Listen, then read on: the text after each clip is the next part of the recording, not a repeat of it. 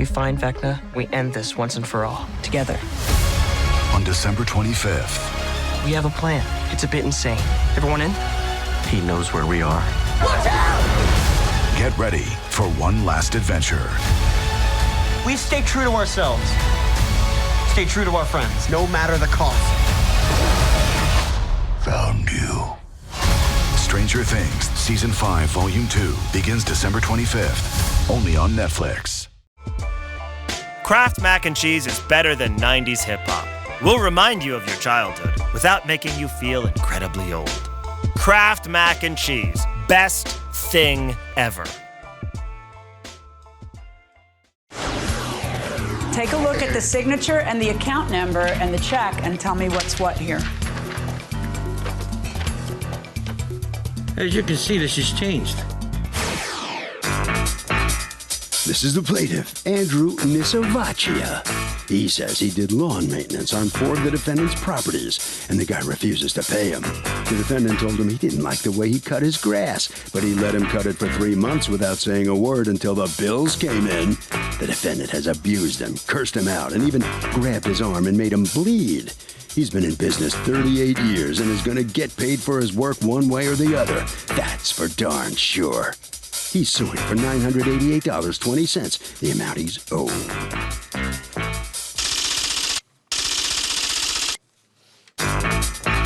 This is the defendant, William Diederich. He says he informed the plaintiff he wasn't happy with the guy's work. He missed days and said the plaintiff is overcharging him. The out-of-control plaintiff made a scene in the lobby of his office building in front of his clients. The whole situation has progressed beyond hysterical and absurd, and he owes the fool nothing. He's accused of making a guy mad.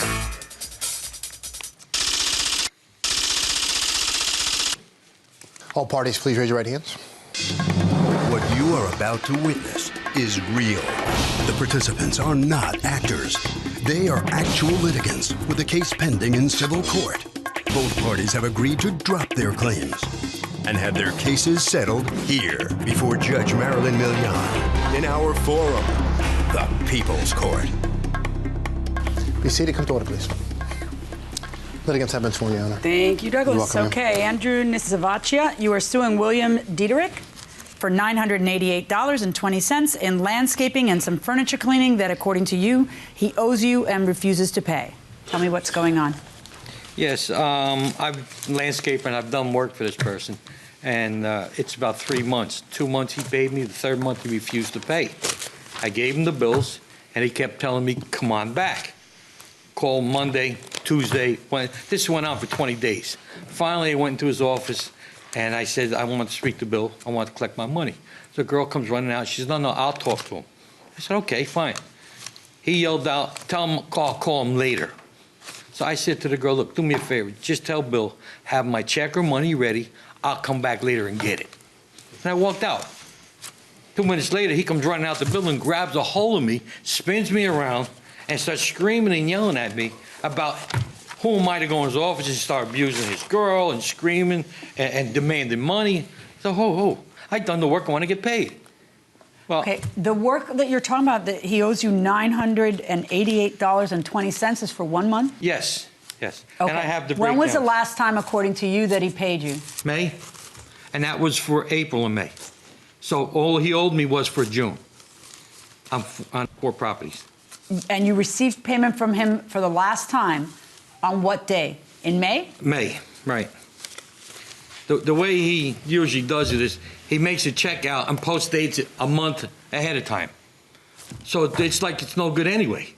It's like 60 days late because... But why do you accept that? Because I figured I'd give him a break. I knew things were rough, and I figured I'd work with the man. Okay, I'm trying to understand. It's, I guess, almost $700 of this is landscaping for 4 properties? Correct. The breakdown is here, okay?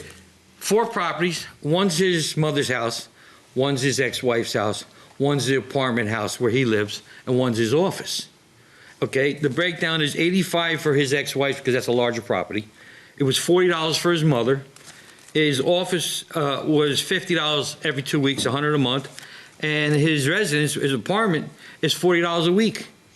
When you add all this here up, and here's all the bills. Can I see them? Okay, let me give you all my bills that I have. Yeah.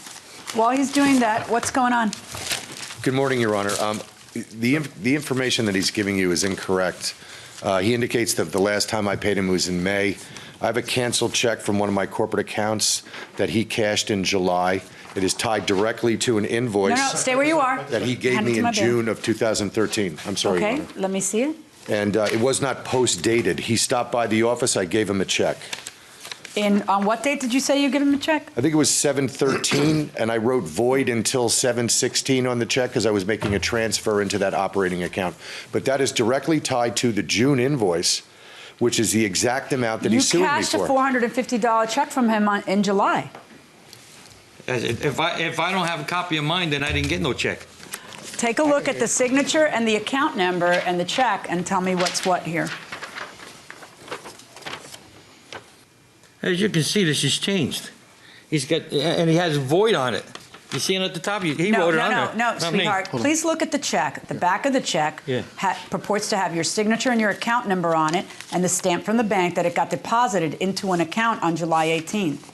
So slow your roll and look carefully at what I handed you and tell me if that changes your testimony and if you indeed received $450 from him. And is that your account number? Yes, it is. Okay, so $450 in July you received. According to this, yes. Do you have your bank records with you? I thought I gave them to you on there. No, your bank records. No, I don't. Okay. All right, so what's the problem? Well, Your Honor, his rendition of what occurred when he arrived at my office is complete fabrication. He entered my office building, which is set up with adjoining suites and offices, stood in the lobby, and was yelling at the top of his lungs. I brought with me today a witness who works for my company that can corroborate that. When I left the building to confront him and tell him that that was inappropriate, I never laid a hand on him, didn't touch him, didn't spin him around. Another fabrication. Okay, I'm a businessman. I've owned that building for 25 years. I would never assault anyone. I'm not a violent person. The fact that you're a businessman doesn't mean you wouldn't grab somebody by the arm. Well, but I'm just telling you that's... By the way, you ran straight to the police to file an assault charge, right? Correct. I got pictures of it. Let me see your pictures. If I may. Go ahead. Please I provided an affidavit, and Ms. Teju Adera is here to address. What's your position at the firm? I work at the reception desk. Okay. Did you see do you remember the day when he came in? Yeah, I do. Tell me about it. He walked in and there's like a waiting room. Hold on one second. It's just a picture of your arm. Where are the injuries? No injuries? You can see it's swollen. You can see the bruise. Now I'm a diabetic. Okay, and you can see how swollen the arm is. You can see the bruises on there. I cannot see how swollen the arm is. He's a landscaper. I cannot see the bruises. I can see aged bruises right there, if that's what you're talking about. I don't know. Yeah, those are bruises. When were these pictures taken and where? That day. August 1st, that exact same day. Go ahead. Okay, he came in, and instead of waiting in the waiting room, he barged in, and he was yelling in the hallway area. Saying what? Cursing, he's not coming back for his check, and just screaming, yelling that this is ridiculous, and then he walked out still cursing, saying that this is just insane, that he has to keep coming back for his check. And so Bill followed him outside, and they're both yelling at each other. How could you see outside? I was being nosy. I was watching from the desk area. Were you watching the whole time? Yeah, I was. Did he put a hand on him? No, they were just yelling back and forth. He would talk, and then Bill would talk, and then going back and forth, and then he stormed off. What were they saying? I don't know. Okay. Oh, you're not that nosy. Yeah. Get closer. Hit glass on the door. Why did you say in the complaint, after the confrontation at the defendant's office, I filed a criminal case for assault against the defendant? I wanted to get anything I could on the defendant since he treated me so badly. What do you mean by that? Because I don't want to think that you're the kind of guy. I was a prosecutor for 10 years, okay, and a criminal judge for another 10. I don't want to think that you're the kind of guy who abuses our system so you can collect a couple of bucks. No. Because the system's really busy with real stuff. Of course. So I don't want to think that you're just trying to get leverage and making that part up. No, not at all. Okay, so what did you mean by the sentence, I wanted to get anything I could on the defendant since he treated me so badly? Welcome back to the People's Court. Harvey Levin here. So, you have a landscaper and he does a lousy job. Do you have a right to stiff him, or do you have a duty to let him come back and try to fix it? Let him come back and fix it. Think about it. If I was the gardener, give me an opportunity to come back and do... Fair point, but you didn't do the job right the first time, and that's what I hired you to do. Yeah, but I should still let you come back and fix it. Maybe it would be a nice thing, but do I have to let you come back and fix it? No, I'll pay somebody else to do it. So you could stiff the guy? Yeah, stiff the guy. Say, no pay for you, get somebody else better. You are a cold-hearted dude. Gotta be something. Kind of like that. Going inside the courtroom. First of all, there's a map on the last page of the package you gave you, and it shows the footage of where we were and where she was, okay? From her desk out to the front sidewalk is about 20, 25 feet. There's no way she could have seen it or looked out the window because That's there's your a testimony. foyer. Their testimony's very different. Okay. And when I was so emotional and excited at that point, I couldn't even function because I was all sweaty, soaking wet from him grabbing me. So I went to the police and I filed the report under bad conditions. And half the stuff that I wrote, I thought was correct from what has happened at that point. Did you get charged with a criminal offense? I did, and actually that's being heard this evening in North Caldwell. You're kidding me. And Tasia will be there to provide the identical testimony that she's providing now. Well, you're getting a little practice today. Quite a day. Let's talk about the landscaping. In terms of the actual bill, there's 4 properties. How much are you charging there, and how many times a week do you go? The Oregon was $85, I think it was. There's 2. There's 31 and 56. Right. What's the other one? And that was $40 a week. And how many times a month do you go? Once a week. Once a week, also. Right. Okay. The 107 is his office. That's $50 every 2 weeks, plus tax. And what about the other one? $40 a week for his mother. And that's every week? Yes. Okay. And taxes also on them. Okay, now there's numerous notations in your evidence where you were asking for $688. Right. And then that became $988. Right. Why the difference?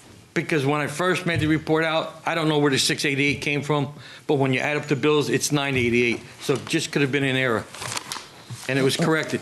But where did you agreed to pay him $175 to clean furniture?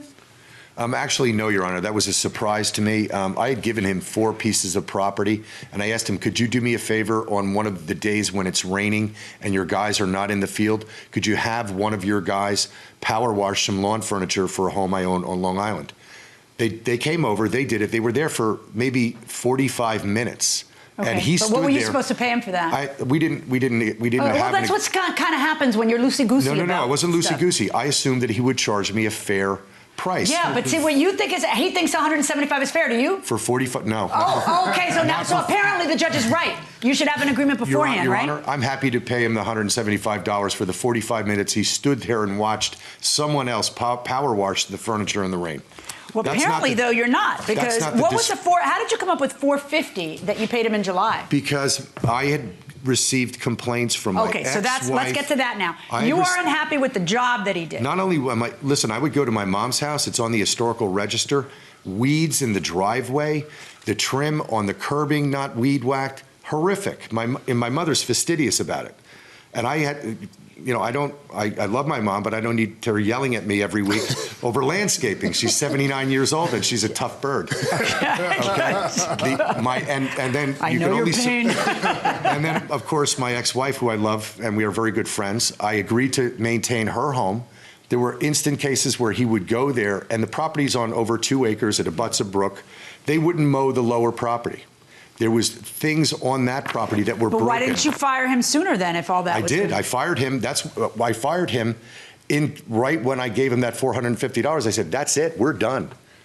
We're done. I said, please do not come back. And the $450, what you deducted from it was based on them not showing up to work or not doing the work numerous completely. occasions of not doing what they were supposed to be doing.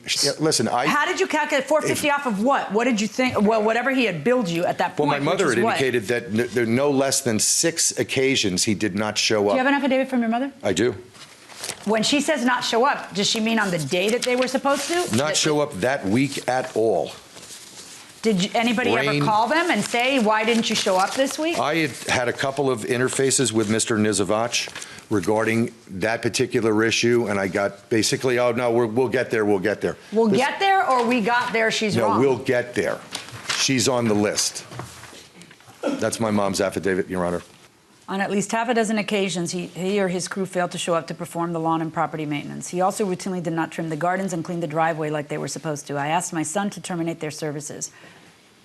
Your Honor? Did you ever receive complaints from them? Never. Well, according to him, he fired you. He said, that's it. 38 years in business, okay? And I asked him many times, again, no, everything's fine. Bill, what did you want done? Well, a couple times he says, below their property line, which is like down a brook, and it's a hill, can you weed whack it? Well, it's on a hill. How am I going to get down and do it? You do the best you could. Whatever I can do, I done for him. But, you know, I'm not there as his serviceman to do everything he wants done. I mean, I did the property. The property was maintained. It was in great shape, all of it. Never had a question, never had a problem.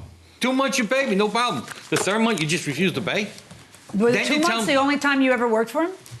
That's it, just 3 months. All right, so using your math about how much you're supposed to be paid for each place, it's 4 times 85, 4 times 40, 4 times 40, plus 100 for the business, plus tax. It comes out to $988.20. Okay, so on this $988.20,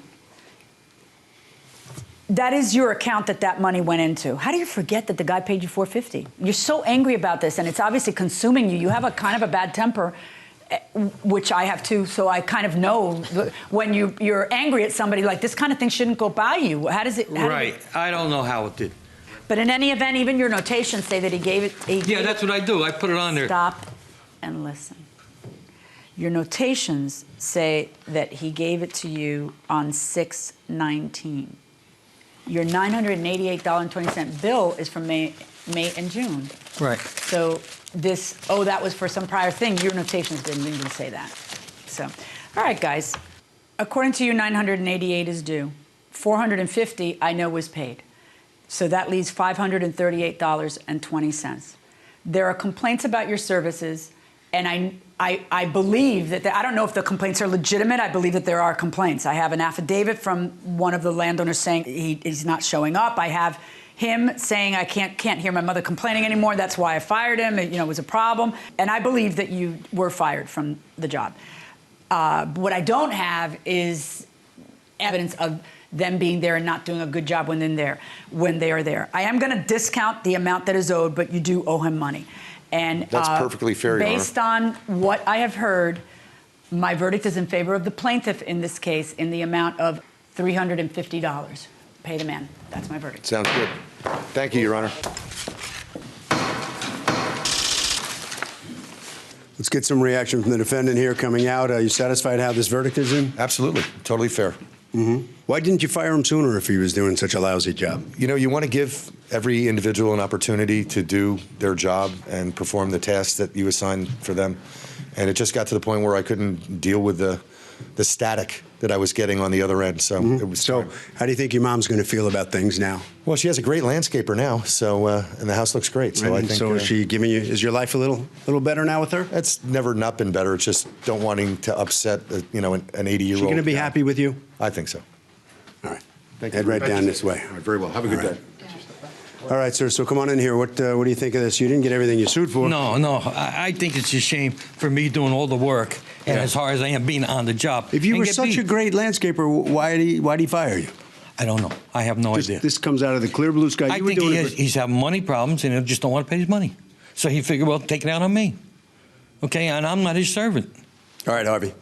Real simple solution to this whole thing. Both sides should keep a ledger on what's owed and what's paid, and you make an entry in the ledger each time money changes hands. That will do it for this case. Litigants for the next case on the way into the courtroom right now. This episode is brought to you by eBay. Buying parts for your car? You'll know that will it work feeling.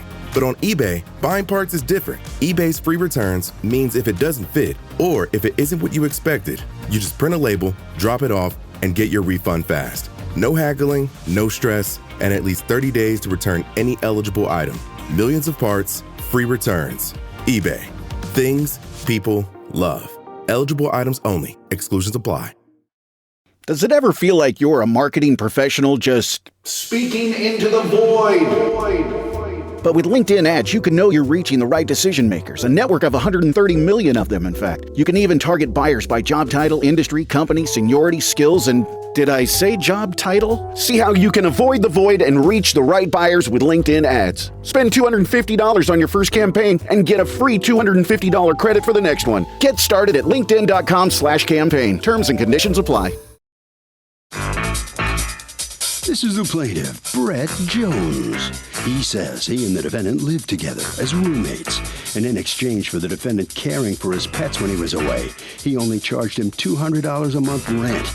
Everything was great in the beginning until he loaned him money to pay for his school tuition. The guy has since moved out, owes him money for the loan, and he's suing the double-crosser for every penny of the $2,500 he's owed.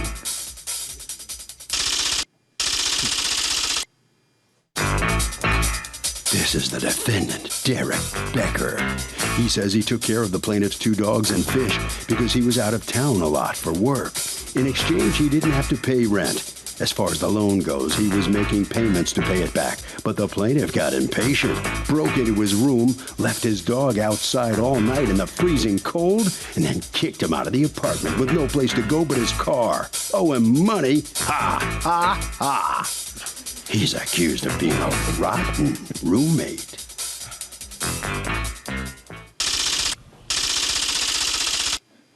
All parties, please raise your right hand.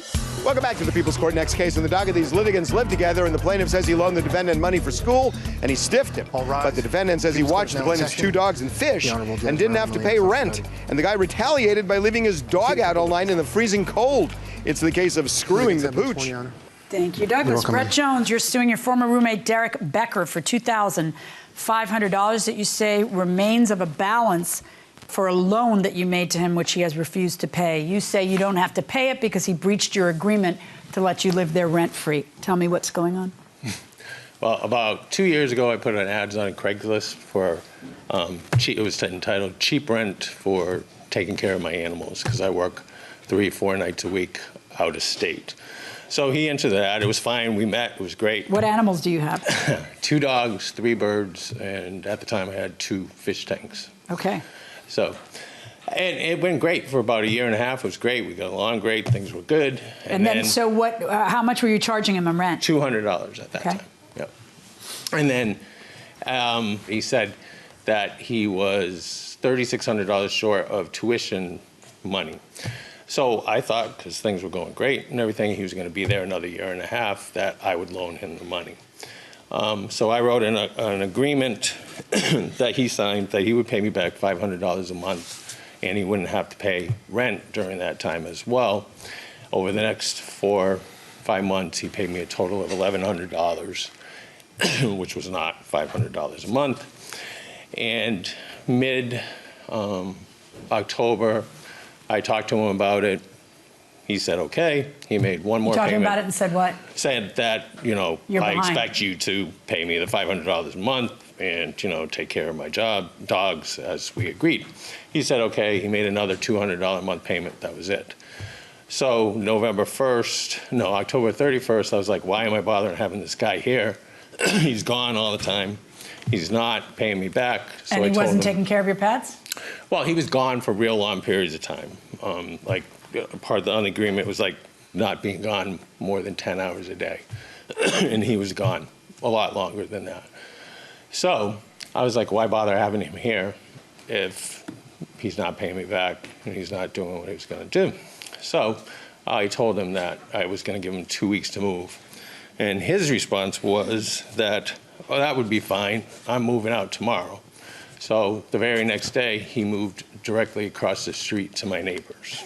Okay. So, I have the first agreement we wrote on May 31st, which he didn't do anything with.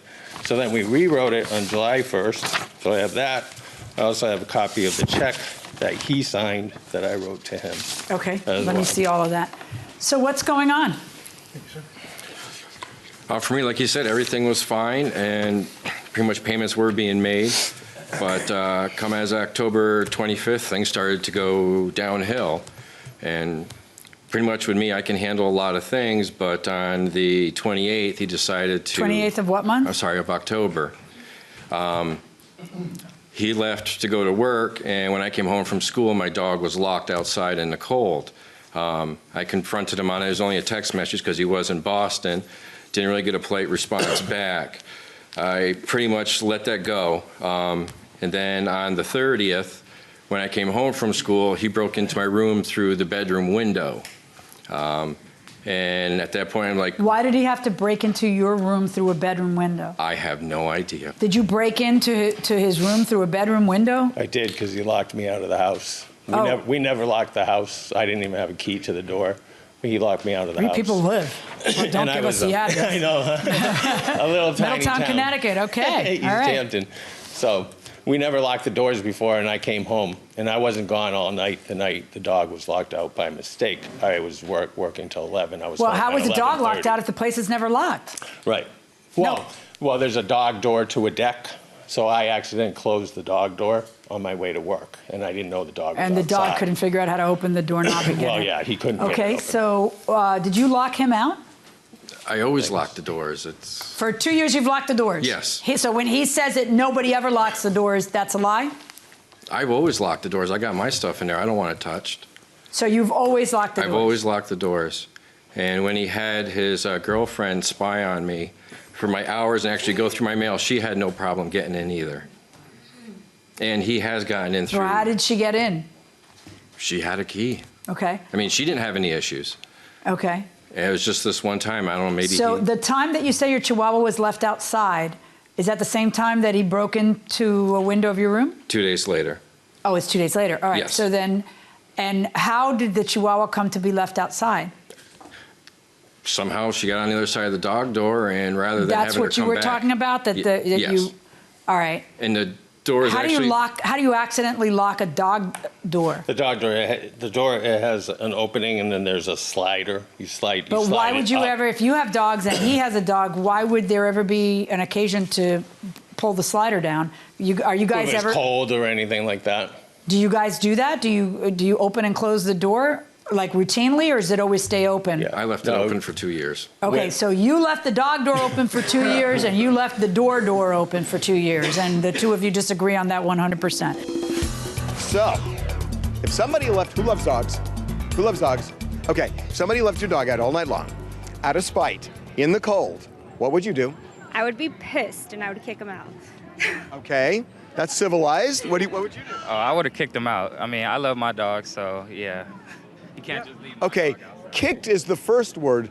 Who has but at the end of the sentence?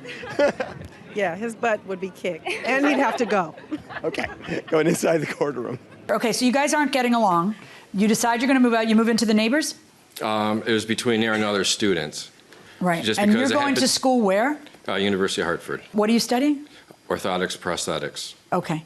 So you borrowed, there's no dispute that you borrowed $3,600 to pay your tuition from him. Correct. And what is the reason for why you wouldn't have to repay your loan?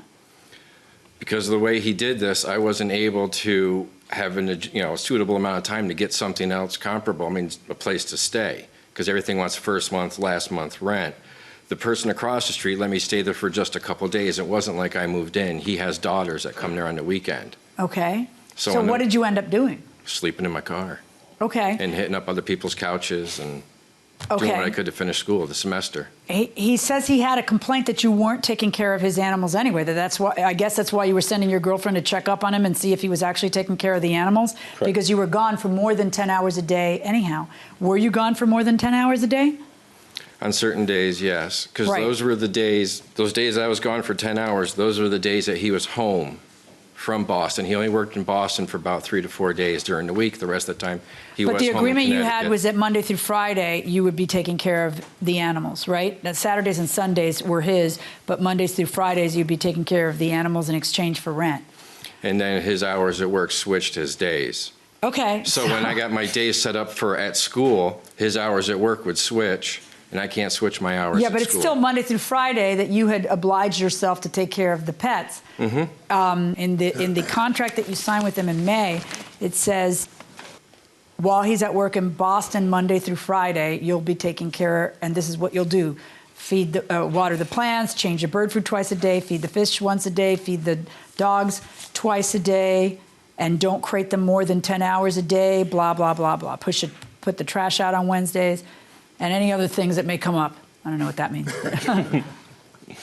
I can understand why you don't want to live there and why you find it unpleasant. I can understand why you're angry that the deal is up, but I can't understand how you justify not paying a student loan, not paying the loan that he made you to pay your tuition. Are you somehow uniting the free ride for rent with the student loan? No, the understanding was when I did take this loan out that I wasn't going to be staying there at least until February so that this would be paid off. Because the fact that I wasn't paying rent, I was able to pay on this. And now that things changed, became aggressive at the home, there's no way I could stay there. How were they aggressive? You don't mean physically aggressive. You just mean that it was unpleasant. It got to almost physically unpleasant. Almost physically? How did it get to almost physically? I can't word it nicely. He's bipolar and likes to drink. Okay, but when did it become almost physical? Pretty much on the 30th, pretty much the 20th when the dog was left out. I left him a text message saying when we get back, we got to talk. On the 30th is when he got in my face, and I was like, what's going on? You broke in my room. You're now invading my personal space. You're now really crossing the line. And he said, is that all you got to say to me? And then that's when I walked away because I wasn't going to say too much more. What else did you expect him to say to you? Sorry. I don't know. I don't remember, to be honest. Okay. There's no dispute that there's $2,500 remaining on the balance of the student loan, correct? Correct. Where are you living now? Right now. By the way, you moved out when? Pretty much the 31st. Of? October, I'm sorry. And according to you, he breached the agreement first by staying out longer stretches than the 10 hours? Well, he breached the agreement first by not paying you. By not paying me. So what were the reasons why you missed payments? Just to be clear, he did make payments, but he did not make the $500 a month. So he made... So the total was $1,100 that you'd paid? Yes. Over 5 months. 500 was paid. So it's hard for you to say, hey, he breached by throwing me out when you breached first by not paying the $500, right? All right, I'm ordering you to pay the $2,500 remaining. I'm finding a judgment in favor of Mr. Jones. You got to pay the money. $2,500 verdict for the plaintiff. Turns out the defendant was the breacher. So what's your feeling on the outcome here as you see him win every penny he sued you for? Pretty much, it is what it is. It's pretty much it in a nutshell. Yeah. Don't trust people with mental illness. Well, you did it one time. Yeah, I'll probably do it again. Okay. Gotta give people the benefit of the doubt. All right, he's not saying some very nice things about you out here, but how you feeling about the outcome here? It's what it should have been. Right. Well, you two got along for a while, right? Yeah, it was fine for like a year, and then I gave him money and changed the whole thing. Yeah. Okay, Harvey. We have talked about this before. Again, you keep a ledger that when money is going back and forth month to month, each month you settle up in a ledger. And the best thing to do actually is one ledger where both people sign off month by month by month. There's no room for confusion. That will do it for this case. Litigants for the next case on the way into the courtroom right now. This episode is brought to you by McAfee. Swimsuit, passport, phone, with VPN activated. VPN? Cell phone service is going to be spotty on vacation, so we'll be using public Wi-Fi. Sounds sketchy. Exactly. The networks can leave your personal info, like credit card numbers, exposed to hackers. McAfee's secure VPN lets you browse and bank safely from wherever, whenever. Learn more at McAfee.com/online protection. This is the plaintiff, Caroline Leggett. She says she sold her van to the defendant, and they had an agreement she'd pay her an extra $300 for a DVD player she had just installed in it. Well, it's been 2 months, and the woman refuses to honor their agreement. She's had it, needs this court's help, and is suing for the $350 she's owed.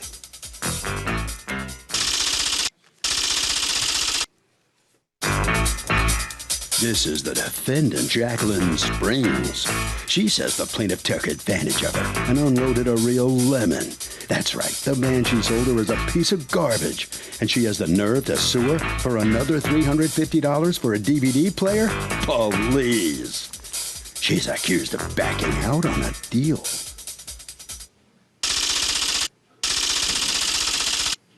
The defendant has filed a countersuit for $639.81 for parts and repairs. All parties, please raise your right hands. Welcome back to the People's Court. Next case in the docket, the plaintiff says she sold a van to the defendant, and the defendant agreed to pay $350 extra for the DVD player, but stiffed her. The defendant says the van was a lemon. It's the case of van not go. Thank you, Douglas. Caroline Leggett, you are suing Jacqueline Springs for $350, the cost of a DVD player that you sold to her when you sold her your car, plus a late fee that your contract calls for because she never paid you. Tell me what's going on. On October the 4th, 2013, I sold Jackie my van. When I sold the van, did you know her beforehand? Yes, I knew her. I know her, but not friends with her. Okay. I know of her. I sold her my van.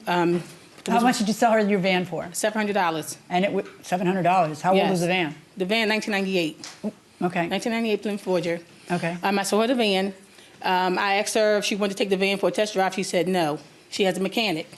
Okay. I told her also we had. Did your mechanic look at the van? Yes. He did. Yes. Who's your mechanic? His name is Guy. No, but is he like he's a friend of mine. Is he an alley mechanic or a real mechanic? He's a real mechanic. Oh, good for you. So you had it checked out beforehand? Yes. And he said, do it. It's worth $700. Yes. Okay. And now inside of that van, you had a DVD player? Yes. Okay. While she was there with me, I called One Stop where they installed it. They asked me how much it cost to uninstall it. They wanted to charge me, so I called my husband and asked him, what do you want to do? Do you want to take How a much payment? did they want to charge you to uninstall it? I think he said about $100 to uninstall it. But we said, if she's willing to pay $300, I'll ask her. She said yes, she agreed to pay $300. To have the DVD player? To keep the DVD player in the van. Okay. How much did you pay for the DVD player? Probably like $700. I have a copy of a receipt of the DVD player. And you had it in there how long? For about almost 2 years. Okay. We used it for only travel. We didn't use it much at all. All right. So you come to an agreement with her, and you agree that you're going to pay $300 for the DVD player because you do want to keep it in there.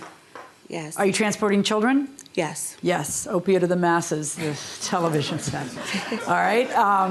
And you agree to pay $300. Yes. You also agree that if you don't pay $300 by November 1st, was it? Yes. That you will pay a $50 late fee. Yes. All right. But you didn't pay the $300 and you didn't pay the late fee. No. Why not?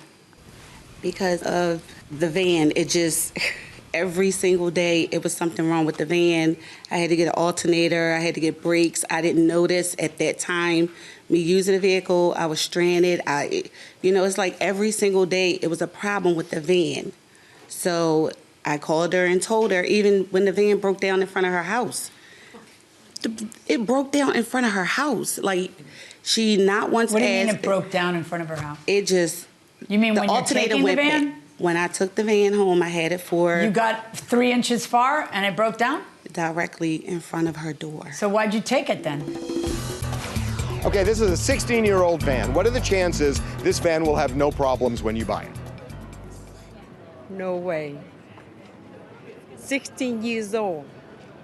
The car we broke, so. Well, I mean, is it possible that you could get a good 16-year-old car? Is it theoretically possible? No, not really. I don't think so. Anybody think it's possible? Say it's not possible. You want to end up smart in the show. I just trust me on this. Not possible. It's not possible. Exactly. You're a smart woman going inside the courtroom. I didn't know that the alternator was going to go. I didn't know brake pads. I didn't know anything, and at that time I had people help me. I don't understand, though, because you, unlike other people, actually had a mechanic take a look at the car. The guy, is he a bad mechanic? At that time, he said it's a go. He knew I was in desperate need. She knew I was in desperate need. Okay, and a $700 car is a $700 car. Right. And it's a used as-is sale. It means that you're buying the car as it is. And you're an informed consumer because you actually had a mechanic look at it. So what do you expect is going to happen when you buy a 16-year-old car? That you're never going to have to put a penny into it? But she said the only thing that I need is a tune-up. So but she knows she's not a mechanic. Ask the mechanic. Oh wait, the mechanic said the same thing. Everything's fine. Yeah. Okay. So then how is it her fault that you could go into a different contract, a totally different contract for a DVD player, and take the money that's supposed to go to her for that you agreed you'd pay her, and take money out of that to repair your car, in order for you to be able to do that, you would have to prove that the repairs are her responsibility. And if you buy a used car and it's as is, and your mechanic actually looked at it and gave it the go-ahead, so he didn't see anything wrong with it, how can you prove that she saw something wrong with it? I feel as though that her and her husband knew that the van was going to go. And you know that how? Your mechanic didn't know. It's just one of those things. Why does she have to eat it? Why don't you have to eat it for buying a 16-year-old car? And like everybody who's driving a 16-year-old car, there's maintenance involved in it. Yeah, why is it that you get to then deprive her and take her DVD player? Because if you didn't pay for it, you kind of took the DVD player. But so, I feel as though if she really needed, if she wanted the DVD player, she should have had it out at the time of her selling it. No. She wanted the DVD player unless you wanted to pay her $300. You agreed to pay her $300. That's the only reason that she let go of the DVD player. False pretenses that you agreed that you were going to pay it. Then the minute you have to put money into the 16-year-old car, which is predictable, you then say, oh, it's your fault because you're a liar and you lied to me and you knew that there was something wrong. And so therefore, first of all, forget the DVD player. Assume there was no DVD player. Let's assume that you were standing there and she was standing here. And you're suing because you want your money back for the car. Do you watch the People's Court? Yes. Okay, so then how many of these cases have you seen? Millions, right? And you know that I tell everybody the same thing. Have a mechanic take a look at it. You did that. And even after that, there's things that were wrong with it. Now, I'm sure the mechanic, you can't fault the mechanic because the mechanic's going to go, yeah, for $700. I mean, that's probably what the mechanic's saying. You're desperate. You got to ride for a little bit. You kick the can down the road on transportation, you know, whatever. But you know that a used car comes with no warranty. And for you to be able to make the seller refund your money or pay for your repairs or anything, you have to prove that they did some diabolical thing where they knew of something horrible, not just, it doesn't run well. You know, it's 16 years old. So things may come up later, like it's happening here. Okay. But something in specific that they hid from you. You have no evidence of that whatsoever. And then you refuse to pay her for the DVD. You can't do that. And based on your contract, I'm going to order you to pay the $300 plus the $50 late fee that you agreed to pay. And on your counterclaim against her, for the very same reasons that I just said, my verdict is 0. And net judgment for you of $350. Okay. Thank you. Well, the DVD player just got paid for on your dollar. So what's your reaction to this outcome here? It's done. It's over. You know, it is. I have witnesses and everything, but it's okay. What do you expect for it? You get what you pay for, kind of. Yes. You know, you took a big risk buying such a cheap vehicle, right? Yeah, it's okay. It's okay? Yeah. It's all right? It's done. It's over. All right, then. Over. Anything else? No. All right. Thank you. All right, good. All right, so come on in here. Put yourself in her shoes, and how would you feel if the thing broke down as soon as you got it? She was asked to take it to have someone look at it. She asked to take it for a test drive. She didn't want to take it for a test drive. She said everything was okay. She knew she was buying it as is. She had it for 3 weeks. So after 3 weeks, when she's having them problems, she needed a tune-up. And that's it. As is? As you is. know what that means, Yes. right? You knew, even when you were selling it. You know what as is. Yes, it was as is. All right. Harvey? Pretty simple. The only way you can undo a deal like this is proof of fraud, and the fact is that fraud means a misrepresentation of a material fact. There was none here, and that's why the owner of that van is out of luck.